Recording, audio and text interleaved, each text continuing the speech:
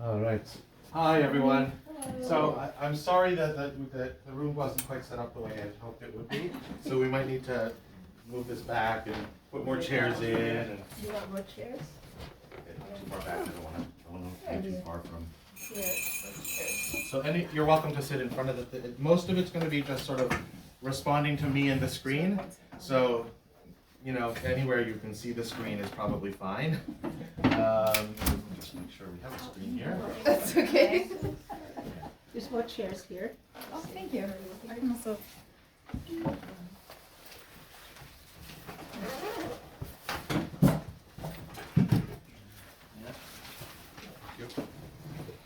As long as everyone can see the screen, it should be good to go. Wow, nice big class. I love it. Mostly non-vehicle payments for class too. It's great. Yeah, it's wonderful. How are you, boss? Good to see you. All right. Get yourselves at home. I will have a better setup for us next week. Yeah, we'll make it work. Yeah. All right. So this is being recorded mainly just in case somebody misses a class, but it's not at all a great idea to count on learning this online. It really is a group effort and it's peer supported, and this is sort of the best I can. No problem. You've got to share that here. Okay, so Torah cantillation or Torah trope. Trope is an English word that means sign or symbol, and that is what we are going to study. What are the symbols and what do they do to help us chant the Torah properly? There's also trope for Haftarah, there's trope for Megillot. 3 of them is one musical pattern. 2 of them have their own, that's Esther and Eicha.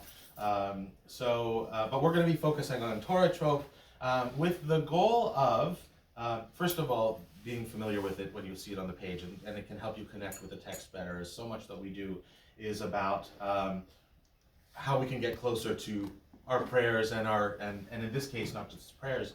Prayers is us talking to God. This is God talking to us. I love that concept. So in ancient times, the Torah would be read. In fact, it was instituted that the Torah would be read in public in the marketplace in Jerusalem by Ezra the Sofer, about the 5th century BCE. And he said, everyone has to hear the Torah, and so let's do it when most people are coming to do their shopping. And so he had set up a bridge table or something similar, probably not a bridge table like we have today. And he would open up the Torah scroll and he would read from the Torah, actually on not even a triennial basis, but on a 7 breakdown basis. So basically an aliyah a week over for each parsha, and it would be on a 7-year cycle. We do a full kriya, so we do one entire parsha every week. There are triennial cycles where we do a third of the parsha every week, and it takes 3 years to complete, and so on and so forth. So Ezra instituted a 7-year cycle. So he would stand there and he would read a line of Torah once, and then he would read a pasuk, right, a sentence of Torah. He would read it again, and then the Meturgaman, the translator, would stand there and translate the Torah into Aramaic, right, so that everyone could understand it. So this is called Targum, right? Meturgaman is the guy doing the Targum, right? The translation. And there would also be somebody else standing beside Ezra or whoever the Torah reader was in subsequent times that would be doing chironomy. Chironomy is a Greek word. Chiro meaning handedness, right? Those of you who know pharmacology and science, chiro and levo, so you've got right-handed and left-handed molecules. So the same root word, and nomi meaning naming. So this chironomy means hand naming. And he would signal in the air the ancient tradition of chanting the Torah in the local tune. So, I'll give you some examples. So, for example, Kadma, Munach Revi, Darga Tevir, Yativ, Sof Pasuk, something like that. So you got those different chironomy. I can go through all of them, but I don't. It's not the focus. Oh, you know what? I wanted to just one quick second.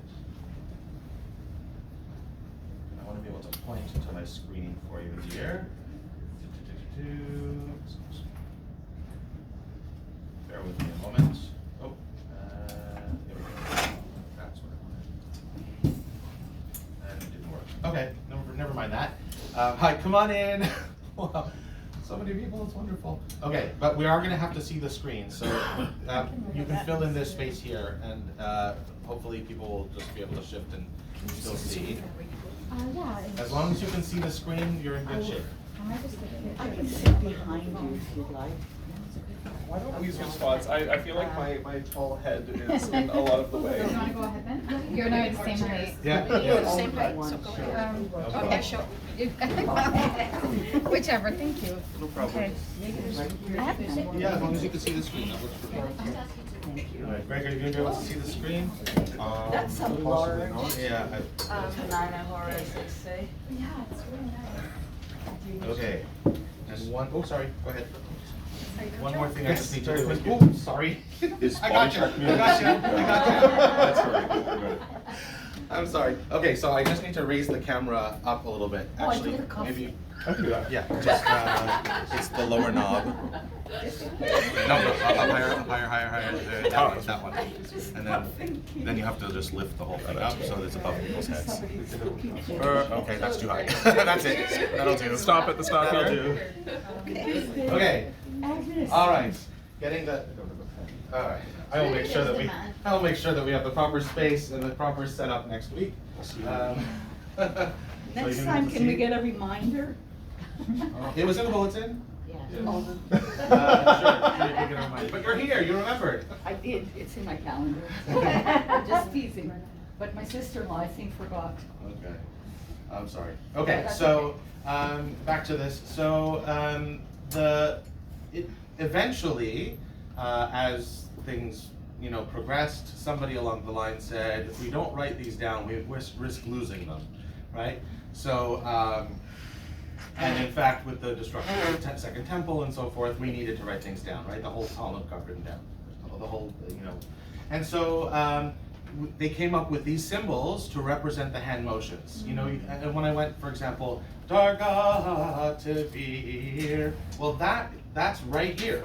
That's what it looks like. Where is it? Here, it's in a funny angle, but right over here, Darga, Tavir, and you can see what the symbols look like. They look just like I drew them, right? So, and I hope you can all see it. I'm trying to make it as big as I could. An make it inverted bigger. Z? Yeah, exactly. So, so the trope symbols came about, and they got written down, and they were given names. And the names are here, and this is what I call the Torah trope cheat sheet, right? This is like once through all the tropes in one combination. There's one exception to that. I'll explain it in a minute. And so this gives you an idea of what the tropes' names are and what the tropes look like. The next thing we have to discuss is what the tropes do. So tropes do three things. Number one, first and foremost, as we've already said, they give us the musical notes. Sort of. You have to know what they are to begin with, but then they can remind you of how to sing the words of Torah, where these trope will appear. Remember, these are just the names of the trope. Eventually, we're going to move away from the names and just sing the notes, sort of. And then we'll move towards applying these tropes to Torah words, as they are in the Torah, not just random. This program is called Trope Trainer. It is absolutely fantastic, but it's completely obsolete. And in terms of the program itself, unfortunately, they have shuttered this program. The person who designed it passed away a few years ago, and his family decided not to continue with the thing. So I'm holding on for dear life to this file, and God forbid anything happens to this file, this installation file. I on my have computer. a copy of it, Yeah, because that's where I studied. right. Don't lose it. Don't lose it. I didn't So, know. Replicate the it. Cantor's Assembly is working on a replica, Yeah, and it's in okay. fact called Trope Trainer 2. Okay. But it's not anywhere near ready or anywhere close to as amazing as this program is, with all of its quirks and whatever we'll see online. But anyway, we're going to use this program to do to help us through all these things. Okay, so the first thing is Trope gives us the musical notes. The second thing that it does is it tells us which syllable of a word that it's on is accented. So all of we're going to go through the program and show exactly how that works, but where the trope appears is the accented syllable. There are a few cases where it doesn't quite work out that way because traditionally the trope appears before the word even begins or after the word ends, and so it can't show us and the famous one, of course, is sof pasuk, the end of a sentence, where the symbol comes after the word. It can't show us the accented syllable. So in this case of sof pasuk, they add a meteg to show you which syllable is accented. So it's a second part of the symbol.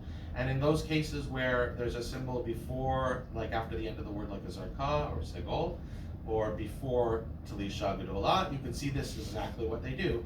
The colored trope is the one that gives us the accented syllable, and the one that appears in the place it has to appear because of convention is gray or dimmed. Like if you know computer terms in a menu, if there's a menu item that's ghosts that are grayed out, you can't access it. That's what those are here too. Yeah, gotcha. Could you demonstrate what an emphasis of a trope is? Yes, well, we're going to get there. Oh. Everything is but very simply, in English, most words are accented on the second to last syllable or the first syllable, like candy or birthday or tomorrow, right? In Hebrew, the rule of thumb is that it's accented on the last syllable, shalom, lehitraot, right? Apparently I want to leave. And so the tropes will appear on the syllable. Any word that's conjugated for possessiveness, for example, Elohecha, hecha, second to last syllable. So the trope will appear on the second to last syllable, not at the end of the word. We'll see a lot of that. Yeah, so that's Very that. similar to Sanskrit. Yeah. I did not know that. I learned something new. Okay. The third thing that trope does, now do you notice that the trope is colored? Here's a green one, here's an orange one, here's a red one. Green, yellow, red, green, yellow, red. What's green, yellow, red? Traffic lights, right. Same thing in this program. And by the way, if I ever produce any learning sheets for you for Torah reading, they're going to be printed from Trope Trainer with these colors. Great. It's an excellent tool because green means go, do not stop. Do not stop, the car behind you will crash into you. That means basically in terms of trope, that this word has to be attached to the next word. It's a helper trope, not a trope in and of itself. And so you don't take a breath at all. So, for example, I haven't taught them what all the notes are, but I'll just read off the page.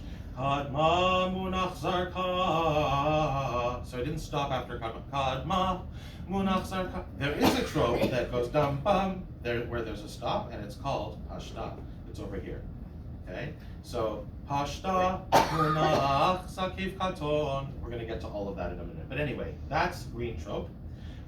Yellow trope is sort of, it's not, well, let's do red first. Red is obvious, stop, do not carry on, you must take a breath. There is no word that can attach to this one. This is a main trope. Essentially, it's a comma.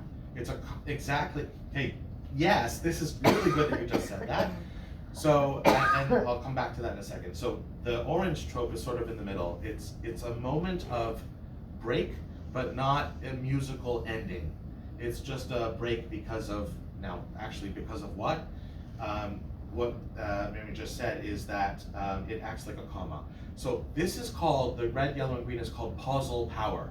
The pausal power of that trope is effectively punctuation. There's a great example in the Torah, I can't remember which parsha it is, but it's a whole series of laws straight through. It's probably Mishpatim at a guess, where it says if you hit your mother, you'll be put to death. But if you do the trope in the wrong place, it becomes, very strangely because of the way the Hebrew grammar works, if you hit your mother, she'll be put to death. The pause has to be in the right place, otherwise you can change the meaning of the sentence. Anyone ever see that meme T-shirt? Let's eat, comma, grandma, Yeah. or let's eat Yeah. grandma. Yeah. And on the back it says punctuation. It saves lives. So this is punctuation. This tells us where to stop, where to take a breath, where to pause, so that the meaning of the text is maintained. There are also functions of trope musically that can do that. For example, a shalshelet, which we're not going to really study in this course, but here it is. Shalshelet or shalsheret, it means a chain, a necklace or a chain, right? So a chain, it even looks like that, and it goes like this. Shalshelet.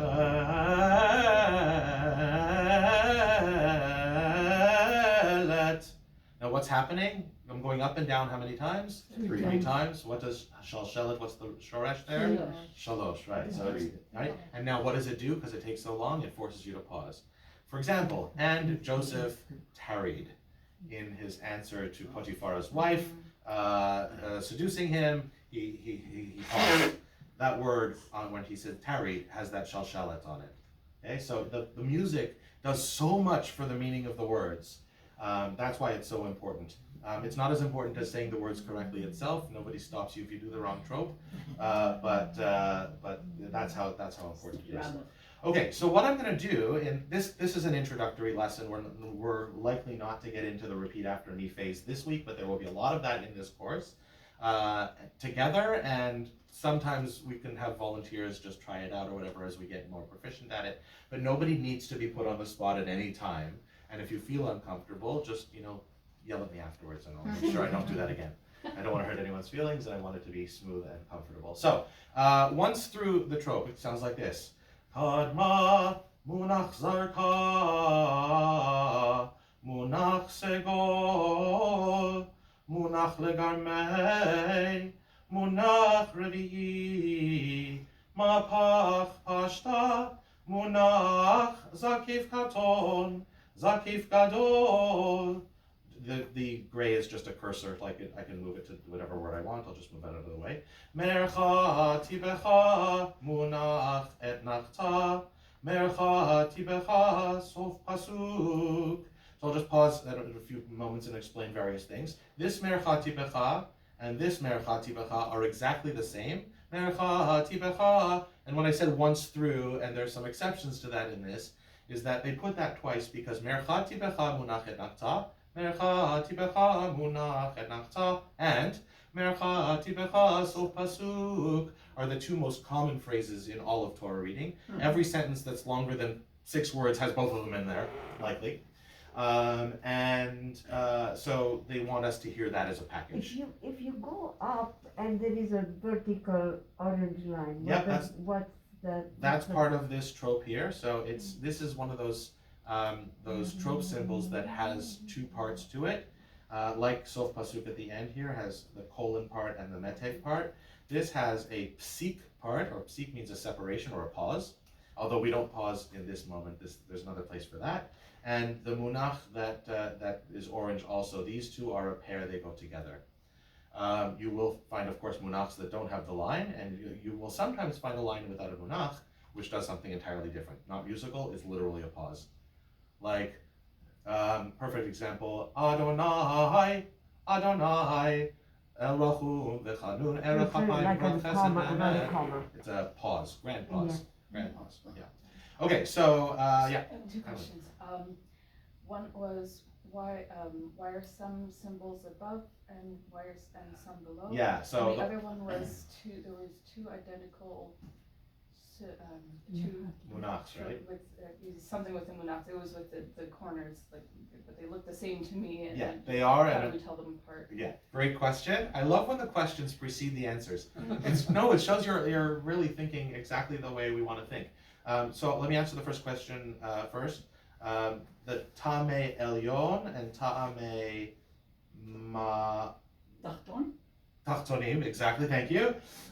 So there are tropes that are considered,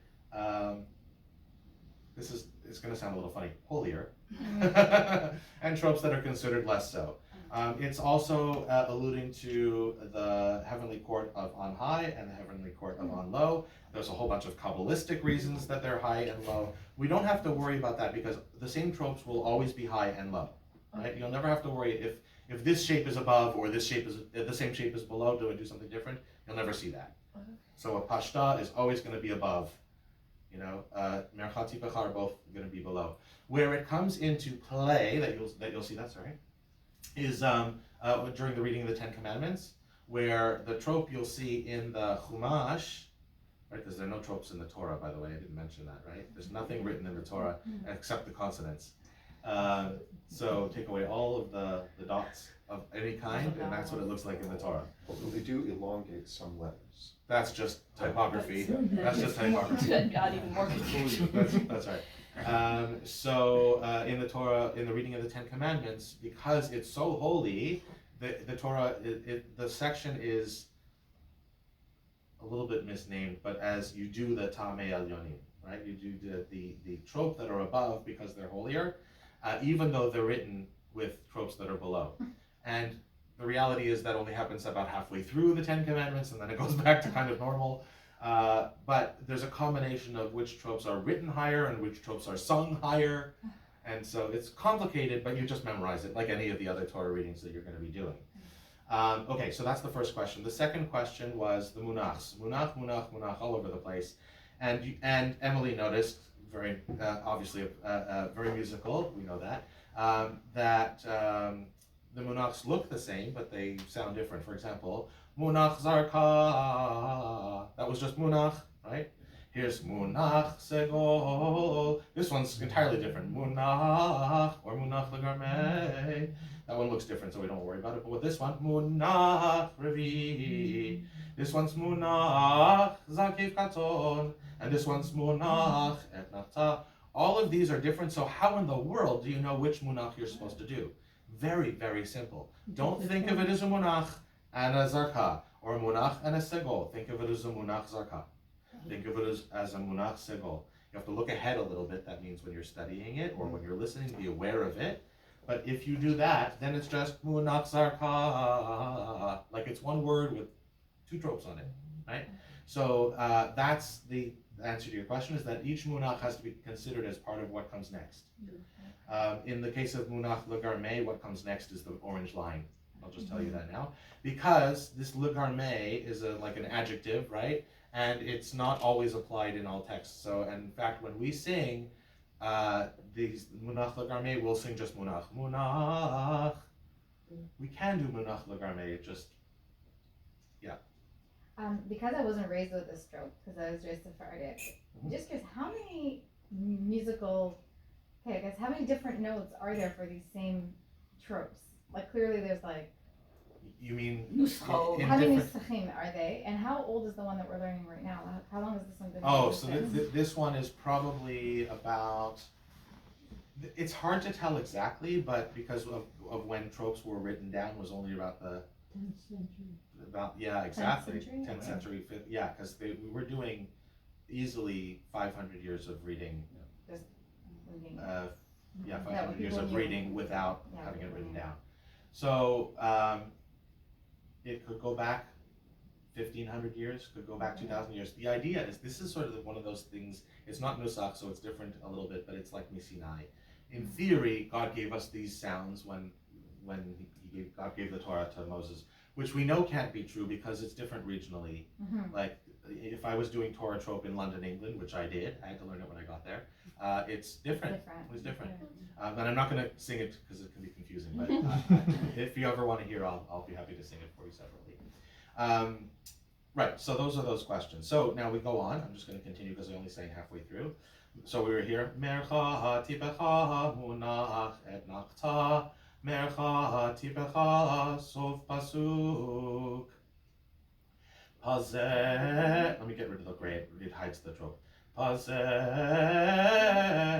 That one's a fun one. I think of that as the basketball trope. Yeah. Because you have to do a layup to get there, and it looks like a basketball net. I have all these little tricks for B'nai Mitzvah students. It's fun to talk about also. Tlisha ketana. So there's two tlishas, ketana, which means small, and tlisha gedola, which means big. I always tell the kids, tlisha means magnifying glass. It doesn't mean that, but it looks like that, right? And ketana, because as you're reading from right to left, you hit the small side of the symbol, the little, the magnifying glass first, and the note, the the trope sound itself is a little bit shorter than the long one, and Tlisha Gedola is, as you're reading from right to left, you hit the large part of the Tlisha first, remembering that Tlisha Gedola will always hang off the beginning of the word, and Tlisha Katana will always hang off the end of the word, and depending on where the accented syllable is on the real word you're going to be singing, there may be two copies of either of them, right? So over the second to last syllable if it's a second to last syllable word, in both cases. So it sounds like this. Tlisha Katana, and even in my mind as I'm drawing it out, this doesn't work for everyone, but in my mind it sounds like the symbol looks. Tlisha Katana, it's like a little circle, right? And then Tlisha Gedola, right? So Tlisha Gedola has that extra note which makes it bigger, musically speaking, and the symbol kind of looks like that. It draws a little downward thing as a reminder, right? Okay, and then going on. Kadma ve'azla. I call this the rainbow trope. I don't know why, because it's got two different colors in it, and they almost always go together. When they don't go together, the azla is called geresh, and that's what's here next. Geresh. They look the same. They're the same color, so they have the same pausal function. It's just that you can have kadma ve'azla, and you can have pashta azla, or pashta geresh really, and they will sound different. Kadma ve'azla, pashta geresh. So we'll see that as we practice the two of them. This is just an overview. Ger Shayim is one of the fun things we love about Hebrew languages is that it's consistent across, like it's a fairly modern language in a sense. Torah is obviously ancient, but it's got so many wonderful sensibilities about it. Ger Shayim literally means what? Well, this is what in Hebrew? Yad? What's two of them? Yadayim, right? What's ozen? Oznayim. Regel, raglayim. It's not just the plural, it's two of them. Two specific ones. Two together. So two together. And so Ger Shayim means two gereshes. And what does it look like? Two gereshes, right? Now, it would be wonderful if it sounded like two gereshes. That'd be too easy. But it does sound like two somethings. It sounds like this. Ger Shayim. That's two sets of yam bam bam tied with the middle note that connects them. Ya da da da da da da. Okay? Ger Shayim. All right. Darga Tavir. I think of this as the water slide trope. You've got to climb what country am I in here? Z-shaped ladder, right? And to get to the top, and then you go down the slide, and you go down, and you come under the water, and then you come back up, and that's you. The little dot is you in the middle of the water thing there. So, Darga Tevir, right? So, sometimes I call it the ice cream scoop trope, and that's the symbol for it in chironomy, by the way, as we said before. So you can see sometimes the symbols look like the hand symbols. Yativ. I call it the surprise trope. Much like the surprise symphony, it comes like out of the blue a little bit. You get this really high note, and it's just sort of very accented, very poignant. And the trope appears before the word even starts. And most often, it's on a one-syllable word that you can't pronounce with two notes. So just od, or eight, higher. You're here, darga tevir, eight. So surprise trope. Nobody's going to fall out of their seats, but that's the way it looks. Shalshelet we already talked about. Yerach ben Yomo, we're not going to cover Karnei Farah because they appear like once in Haftarot, or each. I think Merchach Lefula does appear in the Torah reading. We just read one recently, but we're not. It's so rare that we're not going to cover it in this course. And then Mercha Tipecha, Mercha Sof Pasuk. So this Mercha Tipecha is the same symbols as we had earlier, but it's different musically because it is following a Sof Pasuk, which really should say Sof Aliyah. Because this is the music that appears at the end of the Aliyah, which also has a special function, musically speaking. So the Sof Aliyah is, well, let me move back a little bit. The overall sound of Torah trope is, if you think of it in terms of Western music modes, major, right? Quintessential major, right? That's what that is. Okay. So Torah trope is in major essentially, but the blessings before and after the Torah reading are in minor. if you use Western music modes, and it fits quite nicely. Baruch hu et Adonai hamavorach, Baruch Adonai hamavorach le'olam va'ya yam pa pa pa pa, minor.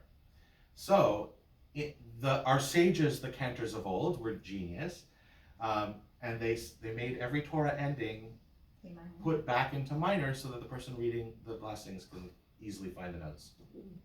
We do this in Haftarah too. Haftarah is minor in character, and at the end of the Haftarah, then the blessings, of course, are major. Baruch atah Adonai Eloheinu melech haolam sur kol ha'olamim, right, major. And at the end of the Haftarah, which we would have done mercha tibecha, mercha sof pasuk, etnachta, mercha tibecha, sof pasuk, regular sof pasuk. But the ending mercha tibecha, mercha sof pasuk, major, baruch atah Adonai, genius, right? Yeah, there it It's is. the question, why the switch from minor to major and major to minor? Why not stick with the one?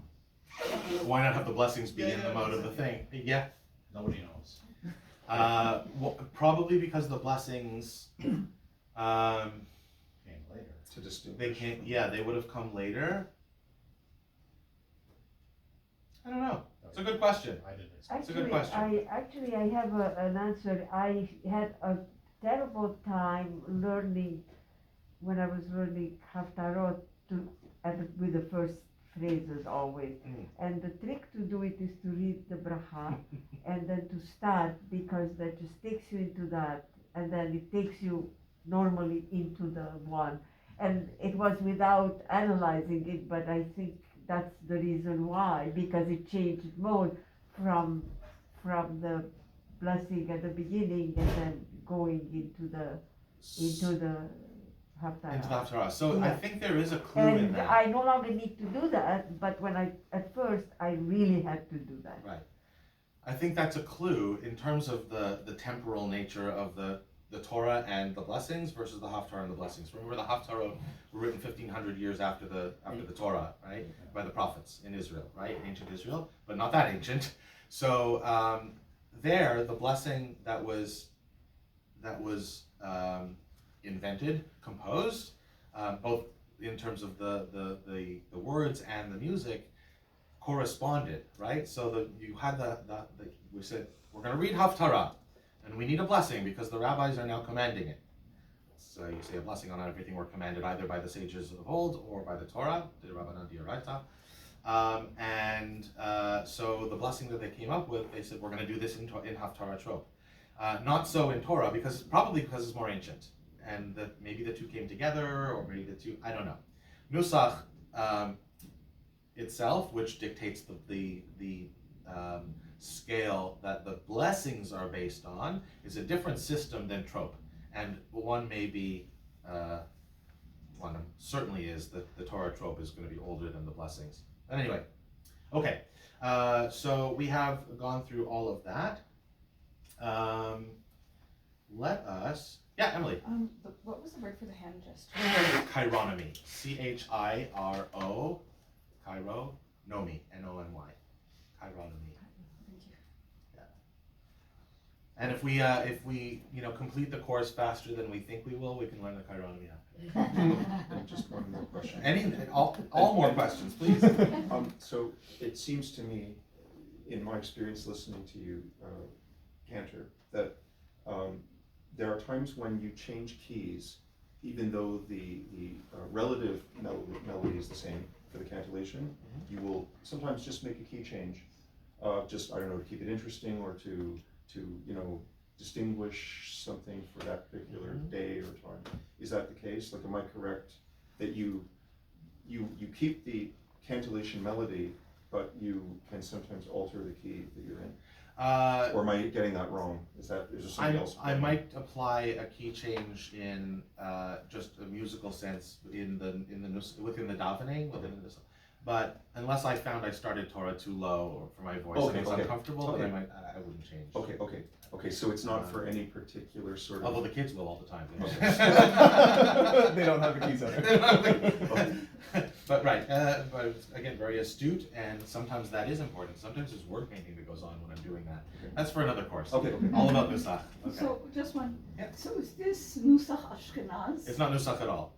So what is it? It is trope. This is the trope. It's Israeli slash Western trope. So I'm just going to show you something here. I can set this program will, and you're going to laugh a little bit. This program will sing us anything in the program. So if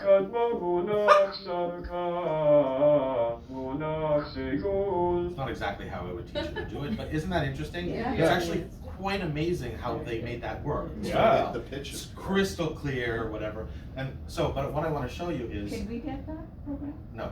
That's what I was saying. It's not available anymore, and you have to have a license and whatever. So they don't have a license. So I just want to show you here. This program lets you set which melody for this particular trope that you want, and look how long the list is. Oh, wow. Right? Okay, so I can set it to. There's Jacobson is quite. Do the Casablanca. Do Casablanca because it'll make me feel like I'm Where is At the it? very bottom. Give us some. So now here's the thing. That's what I was doing. When you hear it, you're gonna say, "Oh, that's not quite the way I did it," because every shul will do it differently. Every balkori will have a little bit of a different tom, like a little different flavor, a little different twiddle, whatever it is. They But have a Yemenite trope. yeah, there are. I love it.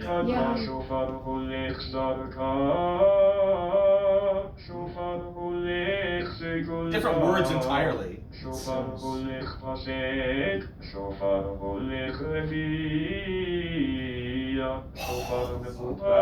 sounds almost Muslim. Oh my goodness! I've never listened to that one before. That completely different. Does it ring a bell? Yeah. See, it's not so. But for me, it does. I grew up with Yemenites. I find the clarity of I enunciation love is perfect. Yemenite. Yemenite But there's three more. enunciation is best. Sorry. There's also Sephardic Yerushalmi, there's Sephardic. Right. Okay. Right, exactly, and you can have, this program will let you set whether it's traditional Ashkenazis, right, with sus, modern Ashkenazi, which is gonna have, t, but the accent's in the wrong places. What about Sephardi? US Sephardi, Galiziano, which. So that's like Polish. Or Italian? Yeah, so anyway, Super cool. beyond the scope of the course, because we wanna focus on What are the trope that we do here. So this isn't just stuff, these are different, what's was the a cool word mode. to say? Like, Just regional Okay, so variants. regional variants. Regional variants. Which are like 30, okay. Correct. And that's just within Torah. Yeah. Because if I change to a Haftarah tutorial, you get, most of these scholars have done tropes for all of these and recorded them and whatever. So a lot of the names will be the same, but you might get entirely different whatevers. Right. So so that is an overview of the different tropes that we have. Are there any other questions before I move on? We have some time to move on, which is great. Okay. I'm just going to scroll through the screens and make sure. Ooh. Oh, this is just instructions. I'm trying to click on the instructions. Okay.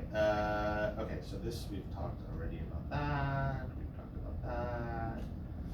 We've talked about that. Paulful power. Oh, that was an interesting question. There are 27 tropes, right? Each of the lessons that this is good to know. Actually, this is kind of how we'll proceed. Each of the lessons that follows teaches you small groups of these tropes. Each trope has a different shape and name. 14 of these are red, most of them are orange, and then a few of them are, sorry. All of the red tropes and most of the orange tropes are used to end phrases. The 13 remaining tropes, the rest of the orange tropes, and all of the green tropes are helper tropes to complete the melodies and phrases. Okay. All of these lessons are organized around these 14 phrase-ending tropes and their 13 helper tropes. A combination of green and red trope, a green trope and an orange trope shows that those two words are closely related, such as noun and adjective, verb and adverb, verb and direct object. So this is getting at how it's showing you what the grammar is supposed to be, and gives you an idea of why putting the pause in the wrong place can change the meaning entirely. Especially because in that example that I gave, the coordinating the adjective to the verb to the noun, hitting your mother or hitting your mother and you will be punished or put to death, versus she, it's an object which is either masculine or feminine, and you change the meaning if you put the pause in the wrong place. You change and so it implies one or the other. That's how that works. Okay. Okay, so we'll start with our first lesson, and This is how this works. So I know it's small on this. Oh, not so small. Okay. So we're going to look at Etnachta phrases first. The Etnachta, this is how it's spelled, and this is what it looks like. It gives you a box here to show that it could be under anything. The box is X in algebra, right? And so a black box is a placeholder. You can see where the trope is located relative to the word. Above or below is what that's getting at, okay? Etnachta is one of the 14 tropes that end phrases. It's red, you've got to take a breath after it. You can't attach it to another word. Etnachta is used to divide biblical verses or sentences into two major, there's a lot of text there, into two major parts, almost dividing them into separate sentences. The word is followed by a long pause, almost like the pause you use when you see a period in an English sentence. In all verses, you should use the pause following an etnachta to take a quick breath. Right? Now, phrases are groups of words in a sentence that go with one another. You can follow along with me on the screen. It's just bringing our attention to this. That tell some of the meaning of the sentence. In biblical texts, phrases always end in one of the 14 phrase-ending tropes. So we're going to study etnachta. It's the most common phrase-ending trope within a sentence. Since most sentences have more than one word, we are likely to encounter, we have to encounter a red trope, either a sof pasuk or an etnachta. And so in this section, we're going to study etnachta. Etnachta has three helper tropes: mercha, tipacha, and munach. So for example, mercha etnachta, or tipacha etnachta, or munach etnachta.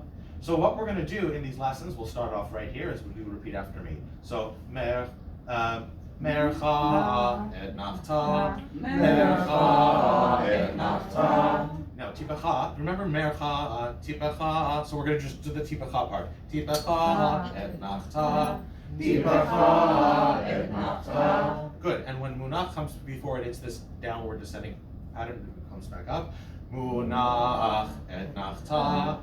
Munach etnachta. Good. All three of these tropes appear below the word, and it appears under the accented syllable. Okay. So in this lesson, we're going to learn the sounds of these tropes. In the first part of this lesson, you will learn the melody of all four tropes in the following phrase: mercha tipecha munach etnachta. So try it. Mercha tipecha munach etnachta. Yes, and you can see how specific these notes are, right? Now, not everyone had, although I have to say in this room, I'm very impressed already, everyone's singing exactly the same key and everything together, but the nuances of these notes are very important. Like replacing a tipecha with a munach, you can get away with it, but you're not being true to the, so I'm very impressed with how everyone already is hitting these musical goals. So this is how this works. Every lesson just takes the trope group we're working on and builds up and shows us every possible combination of that trope group with all of its helpers. Yeah, Mary. I have two questions. Yeah. One is, does this fantastic tutorial have like a printout option? Like I'm taking screenshots, but would you be able to share this as a document? I could. I've never prepared one of those. Anyway, it says print on top, so if that's an option, but Oh, yeah. maybe it's a defunct, so. But you can print it as PDF Yeah, you can and print then it as PDF. send it to us. Yeah, That would be the fantastic. problem is, I'll Anyway, try, if I'll it's try. one- Because it prints out so many things, like it Yeah, prints it out might like not all be- the text and it doesn't give you a It clear, might not be a good format. but I'll I try, understand. I'll That's try. the first question. The second question, okay, so we're gonna learn all this. Yeah. But when we show up in front of the Torah scroll, Yeah. we have to have memorized everywhere where it says Etnachta, or is this, Yeah. like, it all has to be in our head, it's all memorized, That's right? right. So, I should have started with that. Why do we need to learn trope, and why is it important to study? So, let me, Like, there's no cheat sheet, is what I'm saying. right, there's no cheat sheet. So let me just, here, we're gonna do this. The only cheating is probably to read the text perfectly. Yeah. There's two other people on the Marsh here. That's right. Have control. Right, so when we go to the Torah, as I said, there's only the consonants, not the vowels, not the punctuation, and no trope. So what we have to do, and the Chumash has all of those things, right? Well, that's only half of the battle when we're trying to learn the thing. So we want to really have both options in front of us. And so we use a tikkun. Tikkun, we know that word tikkun, many of us from the expression tikkun olam, which means what? Here. Repair of the world. So repair, but if you think of English having shorashim, root words, repair or prepare, right? So this is the form of text that we use to prepare to read Torah. And so you can see here that this layout is exactly the same on the left side and the right side. There's a dividing line right here, right? Not really a line, but an invisible separation. And so as we learn from this side, which has all the things we need. And then as we get good at either each line or each section or each paragraph, whatever our learning style is, then we move over to this side and test out how well we know it. And when we know it and it's just gone in, then we're ready to read it from the Torah. So I would do Vaydaber Adonai el Moshe lemor. Just as an example, I'll take just one line. Vaydaber Adonai el Moshe lemor. Vaydaber Adonai el Moshe lemor. And then I can do over here. Vaydaber Adonai el Moshe lemor. So that's cheating because that is the most prevalent phrase in all of Torah, and you cannot get this wrong. You see Vaydaber, you can imagine that the rest is exactly as I just sang it. Not always, but that's the point there. Some people do it by reading the entire, Aliyah 15 times, and then it's just gone in. There's different learning styles. But whatever your learning style, the goal is to be able to read it from the Torah, having become so proficient and memorized, essentially, what the tropes are. And once you've done that, you've got everything else in place. The punctuation, where you start and stop, it's all built into the tropes, right? Now, I will tell you that there are modern Torah scrolls that are meant to match. This is a gold standard layout. Okay, this is a gold standard layout. The I think it's Ketav, but the art scroll Tikkun, it's a big green volume, is based on the same modern layout as this. And if you have modern Torah scrolls, they will be written with this standard. We, having inherited 32 Torah scrolls from a combination of 4 legacy synagogues, we have no modern scrolls that match this at all. In places it might come close, but then you'll get off by word, and then by 2 words 2 lines later, and 3 words 2 lines later, and then you're out. So for our Torah scrolls, 2 things: you need to be that proficient at it that it doesn't matter where the words fall on the page. Although I can tell you it is really helpful when it does. And so what we have is thanks to the generous time and energy donation of Jordan Melzer, has photographed our entire main sanctuary, main Torah scroll. So I can send out to anyone who's practicing any aliyah from there. I can send it what it looks like, and then you can test your knowledge of it at least on the actual Torah scroll that we'll likely be I just using. wanted to ask something. It took him a whole day. It's not actually Just a day. Yeah, just time. Probably a 12-hour work Yes. day. like the word sho or chesed, not keves. Kesev. Kesed, Yeah. not keves. Or, Shor o kesev. It's some animals, right? yeah, but Just not keves. kevis. Maybe It would it's the be ancient word kevis. for kevis. I know, keves appears. Keves, that appears in the sacrifices Okay. as well. Yeah, shor o kesev o ez. So what was kesed? Maybe there's a difference between wild and domesticated animals? No. But this isn't Because a play on words. this is like, It's just a different if word. you write the same thing with keves, it's like almost like. I guarantee you it's not wrong in the Torah. All right. But And maybe to be the honest, original one. and to be honest, like we're not going to get so much into the meanings of it as we're doing Yes, this. I got you. Just it was, But we can always discuss it offline. no. I'm it's always up for this discussion. We could just open a chumash and take a closer look as well. Okay, so since we're here, I'll just do a little bit more of a demonstration as we're getting used to what tropes do and what they look like. I'm going to go slowly. That was fast what I did just before, but as I'm reading the words, you kind of want to do 2 things. You want to look at the word that I'm reading and notice the trope that's on the word. That habit is going to be good for us as we go forward. Vaydaber Adonai el Moshe lemor shor o chesev o ez. Now here's I stopped myself before I wanted to already. There's so much interesting going on. You don't have to necessarily soak all this up today, but when we have 2 green tropes, and 2 helper tropes in a row, and the first one is a munach, you basically ignore the munach entirely and just attach this word onto the next word. Shor o chesef, as if there's just one green trope. Okay? O ez ki yivaled v'haya shiv'at yamim tachat imo. So you can see where there's an accent on the second to last syllable versus the last syllable, two words right beside each other. Umiyom hashemini v'vahala. Interesting one. No, that's not an interesting one. It's still on the second to last syllable. Yeratzeh lekorban ishe ladonai. You'll see God's name spelled with the four-letter name spelling of God throughout this text. Okay, let's go back to our tutorial. Hey, it remembered where we were. Okay, so this is how we do this. It's very, very simple, straightforward. Repeat after me. Etnachta. Etnachta. Tipecha. Etnachta. Tipecha. Etnachta. Mercha. Tipecha. Etnachta. Mercha. Tipecha. Etnachta. Tipecha. Munach. Etnachta. Tipecha. Munach. Etnachta. Now, I'll finish up. I'll say what I'm going to say. Mercha tipecha munach etnachta. Mercha tipecha munach etnachta. Good. So the two things I wanted to say is I apologize to anyone for whom it's not comfortable, whatever range I'm singing in. I'm trying to pick like an average to low range so that we can hopefully all sing it.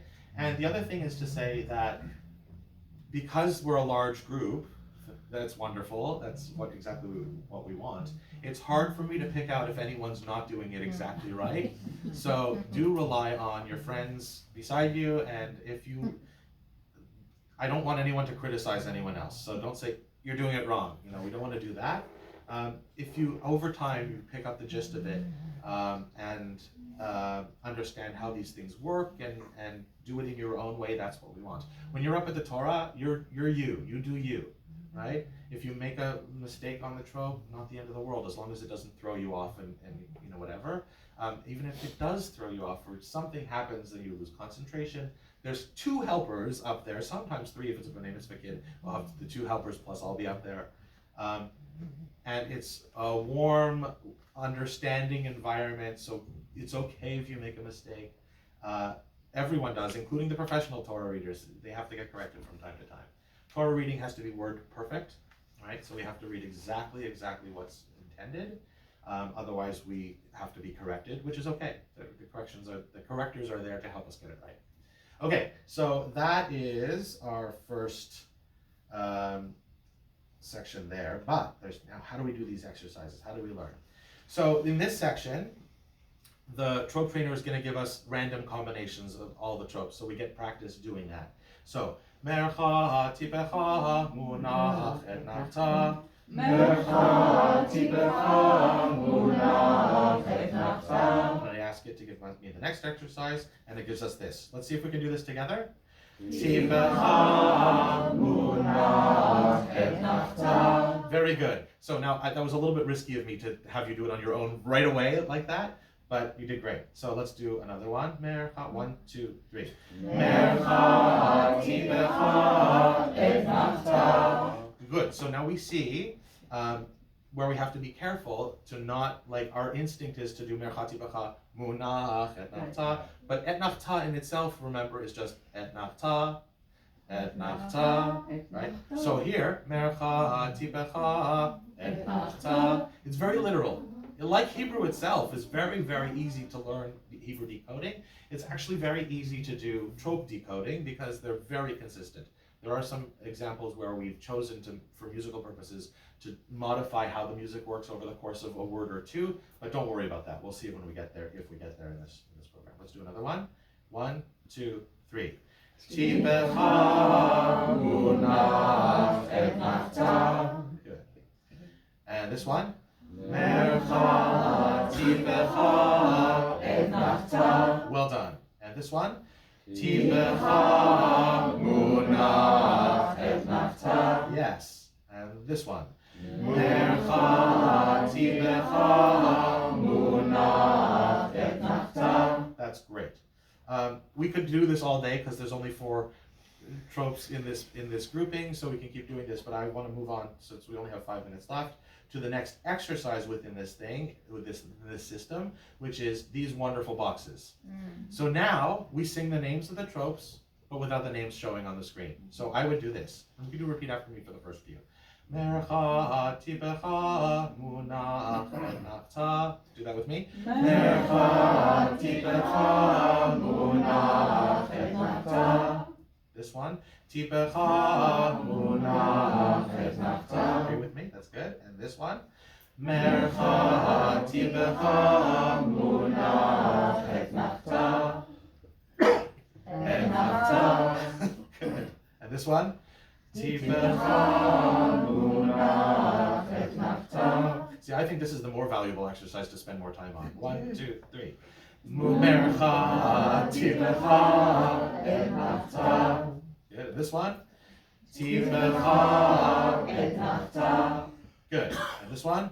Mercha tibecha munach etnachta. And since we've mastered that really well, bye. I'm just going to the bathroom. Okay. Oops. Oh, they're not going to give us. Do we need to teach this? No, I already talked about this. Okay, so now we get to some real Torah words that have these combinations. We're going to start with just Etnachta ones. So here's where the Hebrew reading comes into play, of course. So I'll just demonstrate. So we have a 2-syllable word with an Etnachta on the last syllable, where Etnach is what I call pickup notes, or if you know musical, like Western music theory, pickup notes are the notes before the bar line. So they're not accented, they're leading to the accent, which is going to be in this case, the home of Tahom. And so they match up really nicely with Etnachta. Etnach is pickup, Ta is the note. In fact, Ta is the essence of what Etnachta is. So, Tahom, don't have 2 syllables pick up, just one. Tahom. Good. And Lemina. Lemina. Right. And the next one? Mibesori. Good. Let me give you a couple little convention things here. When you have the big, see there's different shva versions. There's shva na and shva nach. Shva na is smaller and it's not pronounced out loud. It's just silent. And then the shva na, did I say that backwards? This is shva nach, which you can remember this way. Does anyone know the word shvach? Shvach means like right? Heavy, weak, weak. So shva nach, swish it together, shvach. You don't pronounce it, okay? And then I have all these tricks for these things. And then shva na is, na means please, right? Please God. Well, anytime we have rafana la, right? Please God heal. And so the large one is pronounced. There's a whole bunch of rules, about 6 conditions where we do and where we don't pronounce shva. This is one example where we have 2 shvas in a row. The first one does the walking, the second one does the talking. The first one is shva nach, the second one is shva na. So in this one here, mi be is pronounced because it's the rule going on here is any shva under a dotted letter, a letter with a dagesh in it, is pronounced out loud. Mi be. Now the kamatz here is kamatz katon. The convention for this program is that it makes, ironically, the kamatz bigger to show that it's a kamatz katan. Don't get me into that. Why is it bigger just to do smaller? But anyway, it's mi besori in this case. Well, that's the Hebrew thing. We don't really. Mi besori. Besori. What? Okay, so in this case, mi besori, right? Etnachta, mi besori. 3 pickup notes. Doesn't matter. You can do 15 pickup notes if the word has them, right? So, and then you just do the yam pam in that too. So here's another example. They cover so much good stuff in these first few examples. When you have words in your tikkun that have dashes between them, in other words, they are compound words, you treat them like one word. And you read the trope, all of the syllables leading up to the trope are just basic chanting, and then you do the trope on the accented syllables. So this would be Al tishlechu vo. Al tishlechu vo. Etnachta. Al tishlechu vo. Good. And bechol basar. And bechol basar. Good. This is a fun one. I love how they tackle everything right in the first lesson. How do you do this one? Is it just Oh. Exactly. Yeah, just one note. Yeah. Or, right? So that there's no pickup notes. So when we don't invent any, usually we don't go or, right? So that's So good. I have how did you get the O in Mibesori? The kamatz katan. Oh. Kometz aleph o, zot shenot amol, takenot amol. Kometz aleph o. Kometz versus kamatz. Yeah, Right? but Okay, good. So I really do need to stop because I have to go do an unveiling out at Osgood in 45 minutes. So I really should stop. But just we'll do this as a bit of review next week. But here's the words where the etnachta is on the second to last syllable, right? So how do we do this? There's no pickup word for Lila. So it's not Lila or anything like that. It's just Lila, just like or, right? You got that. Hamayim, Barakia, Va'avarecheka, Cheka. Kaf Sofit. Cheka. Cheka. Oh, cheka. Yeah, it's a kaf Sofit. It's got a dot in it. Va'avarecheka. That's good. All right. So we'll come back. We'll pick up at that spot next week. This is now just some more random words from the Torah that we could just scroll through and just practice these things. We will pick up with this next week. Great class. I look forward to seeing you all. Find it? No, nowhere yet. Gotta come to class. A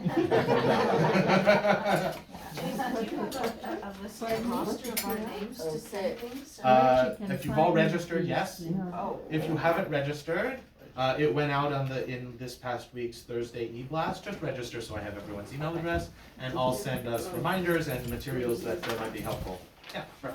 For those of us who are in the mitzvah class, should we start thinking about maybe what we want to focus on? For the Yeah, like what? I will guide you through that, but it doesn't have to be this week. Oh, it's over there. That's great. Yeah, I've got it on. It's actually on the outline of the schedule. It literally says, start thinking about what we're gonna do. Seabrook. Good. Thank you for joining me, everyone. Thank And you. I'm really feeling very excited about our progress already. Good. See you next week. There are some weeks that we're not on Sundays, and there may be, depending on